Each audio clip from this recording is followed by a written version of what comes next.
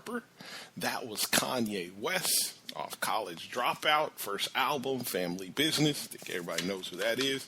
We go cop that. This is the last segment, the best segment on the podcast. Definitely pass the show for me. Again, you are listening to the Marcus Harper Podcast. I am your humble host, Marcus Harper. Please pass the podcast for me. Pass it to someone. I'm going to start passing out 2 business cards to you when I see you in these streets. I want you to keep 1 for yourself. And if you like the show, I need you to pass it to somebody. Word of mouth is what's going to make this thing grow. And tell people this is organic sports talk radio for your soul. For sure. Organic sports talk radio for your soul. Believe that. Definitely. All right, let's get into the baseball. To all the new listeners, let me clean this mic up. Can you hear me okay? All right, yeah. To all the new listeners, this is the year of the Cubs. We do talk baseball on the show, but we only talk one team. We've been following one team all year, and that is the Chicago Cubs for sure. The Cubs are in first place. They've had the best record in baseball for a majority of the year. They maybe have the best record right now, not sure, but they have they are in first place in their division. They're all in. Theo Epstein just made a trade for Aroldis Chapman. Absolutely. He just pulled the trigger. Got Aroldis Chapman from the New York Yankees. The left-handed closer, throws 100 miles per hour. You know, the whole 9 regarding him. And Theo Epstein has let it be known, hey, we are all in. The time is now. Theo Epstein is very aware what's going on. Again, it's World Series or bust. But I'm going to raise the stakes even higher. Theo Epstein, this isn't a reach. Theo Epstein, again, very aware. He's putting all his chips on the table. I'm going to raise the stakes. If Theo Epstein, and this is not a reach, if Theo Epstein can pull this off and the Cubs win the World Series, listen to me closely. Theo Epstein is the greatest baseball mind to ever do it. Period. He's a Hall of Famer, no doubt. I believe he's a Hall of Famer already. He'll be the best GM ever to have been in that position in baseball. He needs a book made. He needs a movie made. If Billy Bean can get a movie made and he hasn't won anything, Theo Epstein definitely needs a book, a movie, a bust in the Hall of Fame. Absolutely. I've got the nickname all picked out for Theo Epstein. If he pulls this off, you're talking about the Red Sox curse, the Cubs curse. Yeah, I've got the name picked out for Theo Epstein. If he pulls this off, I'm going to say it again. He is the greatest baseball mind ever to do it. All right, last one. Saw this in the news. R.I.P. to Nebraska punter Sam Foltz. R.I.P. to Michigan State punter, former punter. I believe he graduated this year. Mike Sadler. Both died in a car accident in Wisconsin, leaving a kicking clinic. They both were at the kicking clinic. LSU kicker was also hurt in the accident. It was really just a crash. It was really bad weather. Extremely sad. R.I.P. to the both of them. Thoughts and prayers are with you guys and your families in Michigan State and Nebraska. Absolutely. All right. It's time to get this story time with your humble host, Marcus Harper. Again, you are listening to the Marcus Harper Podcast. So again, I'm back from the family reunion, first annual family reunion on my mother's side. Again, my mother is one of 16. We went all the way up to the beautiful Northwest Spokane, Washington. Small town. It is on the other side of the state from Seattle, about 3.5 hours from Seattle. We had a great time. Again, I can draw a lot of parallels between Spokane and Augusta, Georgia, where I spent a lot of time. You appreciate the quietness and the non-hustle and bustle that you get with the city. I've lived in both the city and I've lived in the not city. And I can appreciate both. One thing living in the city, you don't get that quietness. You do not get that quietness, that stillness, that stuff that allows you to clear your mind. You don't get a lot of that. So we landed. So we get there. It was, again, a wild trip. So we get there, and I could literally spend the rest of the show telling you airport stories. I think everybody has those. But we leave here. We do not get to Spokane. We actually had to fly from Atlanta to Seattle and then get a connecting flight from Seattle to Spokane. Now, flying across country like that, first things first, our flight out of Atlanta gets delayed. This messed with our landing time in Seattle. That made us miss our first flight from Seattle to Spokane. We didn't get in until about midnight. They put us on a later flight. We got to Seattle about 11, whatever. Anyway, we do not get to Spokane until 1 in the morning. Typical small town stuff. We're already on the phone calling the rent-a-car company like, hey, please don't close down on us. They told us they closed at midnight, 12:30, whatever. We're like, look, we're not going to be until 1. Don't close. We need our car. Not trying to call fam and have them pick us up at 1 in the morning. So they tell us no problem when we get there. They always stay, rightfully so, for, to get the last people out of there. So we land and we haul tail to the car rental place. They should have known we were in a small town then. So when we pull up to the car rental place, this was hilarious. I found this funny. We hop in line. We're like third people in line, and everybody's in line at our counter. I think we got our car through Avis. But, you got Budget, Enterprise, you got all the other ones. So some other people roll up, and we hauled because we knew everybody was getting off the plane probably heading there. So we haul tail there. We get there, we're like third in line.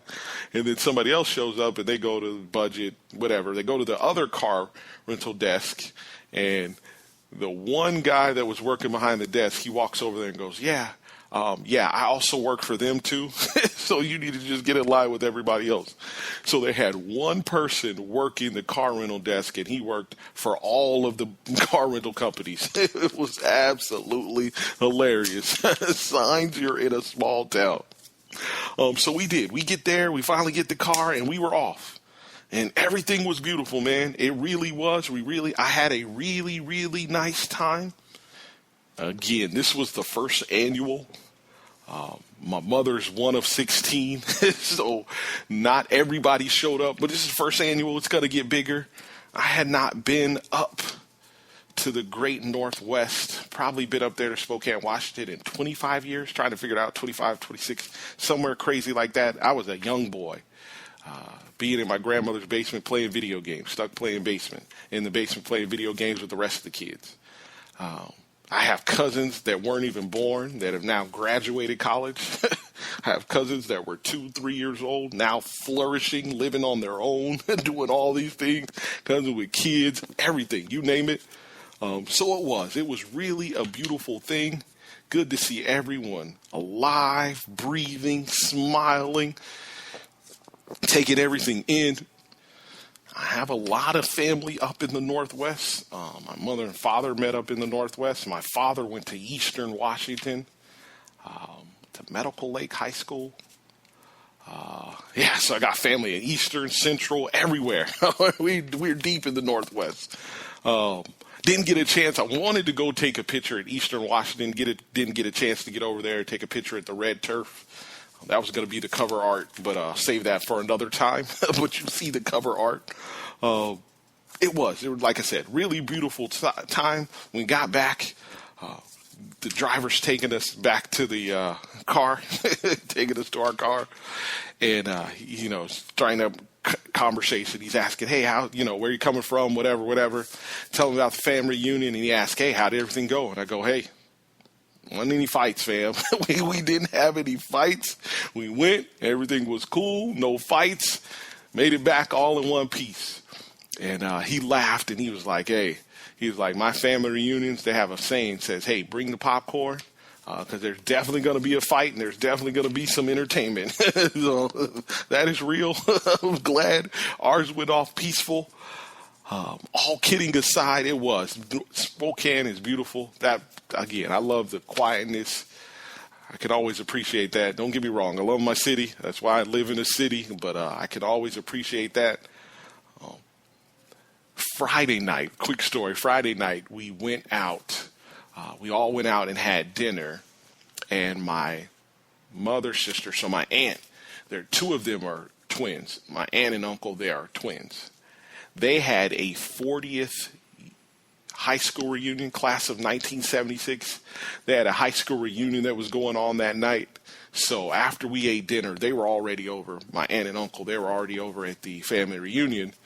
We knew they were going to have something to drink, so we said we would go pick them up. So we roll up there about 8, 9 o'clock. We're thinking, it'll be, dying down. How many people are going to show up at the 40th anniversary? But when I tell you everybody was there, we pulled up and it was lit. It was absolutely lit. They had it at this little sports bar. They had a patio, and the patio was filled to the brim with alumni. So we just sat inside, me and my cousins. It was a trip. All of her kids, my aunt's kids, all of her kids were there. So we just sat inside at the bar and just caught up and had drinks. And as the night went on, my aunt, again, her kids being that close, you know how that goes. You're out there on the porch. You're out there, on the patio, having a few, catching up with people 40 years. So there's a lot of stories to be told. And after a while, start bringing them in there to where we are. Again, I'm with her kids, my cousins. And you know how that goes. Hey, how are your kids? What you got any kids? Oh, they're in there. So she started bringing them inside to where we were. And I literally probably met her entire graduating class of 1976. Heard some stories about my uncle. You name it. Like I said, really, really good time. Thoroughly enjoyed myself. I believe everything happens for a reason, and I really do believe we were all meant to get together like that, especially us young folks. My parents, grandparents are getting older. Grandfather's 84. Grandmother's not here. God bless the dead. But yeah, we were. Somebody brought us together, absolutely, to bridge that gap, kind of keep that family thing going, and it was a beautiful thing. Life is good, man. Family matters. That was what I learned hanging out with my people. Family matters for sure.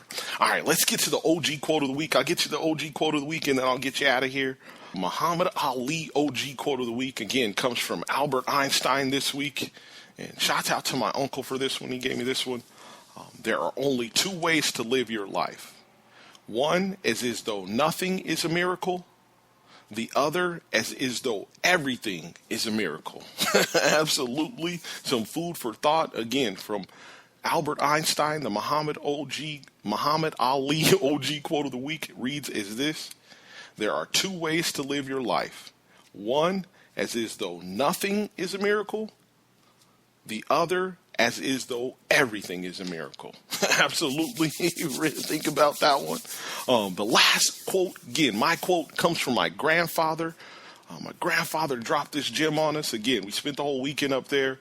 So Saturday morning, we all got up as a family and went to my grandmother's gravesite. I went out there and set the flowers down, took some pictures. That's where you see this cover art from. I don't know which cover art's there. I hope this is the right one. But we gathered around, we said a prayer, we did all those things, and then down the circle we held hands, and my grandfather offered us some words. And this was something that stuck with me, and I definitely wanted to pass it on. He offered up a few words. He said, hey, he looks around. In the circle there were people as old as grandfather's 84, and as young as 4 months. So we covered the full circle of life there. And he said, hey, as I look around this circle, see all these kids, see all these babies. He said, make sure these kids get a good education. He said, take care of these kids and make sure they get a good education. And that stuck with me. That hit me like a ton of bricks. I definitely wanted to pass that on to y'all. My nephew wasn't there, but it hit me. I was like, hey, I'll get back with it on like Donkey Kong. He said, make sure these kids get a good education. And he said, regardless of what's going on in Washington, hear me out with this one. They think he's out of touch, but he's very much in tune. He said, regardless of what's going on in Washington, take care of your family. Absolutely. Well, that's what I'm passing on to you. Make sure your kids get a good education. And regardless of what's going on in Washington, take care of your family. Signed, stitched. All right, we're going to get out of here. Again, thank you to everyone that contributed. I always appreciate it. Thank you, moms. Thank you, pops. Thank you to my brothers. To all of Katie's kids, to everyone that came to the family reunion. Thank you. Thank you for listening. Thank you for putting up with me. It was good seeing y'all. Nothing.